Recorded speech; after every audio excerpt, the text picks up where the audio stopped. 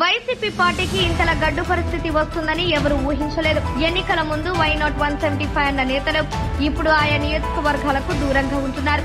YCP ద్వితీయ శ్రేణి నేతలు ఇప్పటికే ఈ ఓటమి నుండి తేరుకోలేదు. దీనికి ఉదాహరణే నిన్నటి వైఎస్ఆర్ జయంతి వేడుకలు. గతంలో వైసీపీ చేపట్టే ఏ కార్యక్రమమైనా అట్టహాసంగా చేపట్టే వైసీపీ నేతలు నిన్న వైఎస్ఆర్ జయంతి వేడుకలను చేద్దామా వద్దా అన్నట్టు ఏదో మమ్మ అనిపించారు. ఒంగోలులో అయితే మేయర్, డిప్యూటీ మేయర్లతో పాటు చాలా మంది కార్పొరేటర్లు వైఎస్ఆర్ జయంతి వేడుకలకు దూరంగా ఉన్నారు.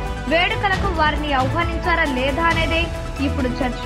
ఇదిలా ఉంటే వైసీపీ అధికారంలో ఉన్నప్పుడు అడ్డగోలుగా వ్యవహరించిన కొందరు వైసీపీ నాయకులు ఇప్పుడు ఎక్కడ తమకు ఇబ్బందులు ఎదురవుతాయోనని కనిపించకుండా తిరుగుతుంటే, మరికొందరు టీడీపీ, జనసేన నాయకులను మచ్చిక చేసుకుని పార్టీ మారి టీడీపీకో జనసేనకో జై కొడతాం, మమ్మల్ని కాపాడండి అంటూ మొరపెట్టుకుంటున్నారు.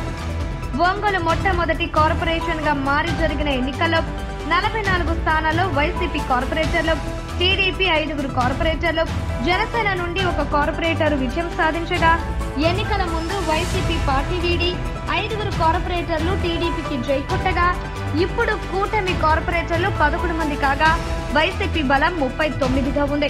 ఒంగోలు ఎమ్మెల్యే దామసుల జనార్దన్ తో ఇప్పటికే మేయర్ తో పాటు కొందరు కార్పొరేటర్లు సంప్రదించినట్లుగా గుసగుసలు వినిపిస్తున్నాయి. కానీ ఒంగోలు ఎమ్మెల్యే దామచర్ల మాత్రం ఆచితూచి వ్యవహరిస్తున్నారు. ఏ మాత్రం ఒంగోలు ఎమ్మెల్యే టీడీపీ గేట్లు తెరిస్తే మేయర్ తో పాటు సుమారు 20 మందికి పైగా కార్పొరేటర్లు టీడీపీకి జై కొట్టడానికి సిద్ధంగా ఉన్నారు. మరోవైపు జూన్ 4న ఎన్నికల కౌంటింగ్ రోజు కౌంటింగ్ మధ్య నుండి వెళ్లిన వైసీపీ ఎమ్మెల్యే అభ్యర్థి బాలినేని తన మకం హైదరాబాద్ కు మార్చారు. ఒంగోలులో వైసీపీ నేతలు గడ్డు పరిస్థితులు ఎదుర్కొంటుంటే సోషల్ మీడియాలో మాత్రం బాలినేని సైతం జనసేన పార్టీలో చేరుతారు అంటూ జోరుగా ప్రచారం జరుగుతుంది. దీంతో అయోమయంలో వైసీపీ నాయకులు, కార్యకర్తలు. బాలినేని మాత్రం పెదవి విప్పడం లేదు. బహుశా ఇంతటి ఓటమిని బాలినేని సైతం ఊహించలేదు. అందుకే బాలినేని వైసీపీ నేతలకు దూరంగా మౌనంగా ఉంటున్నారు.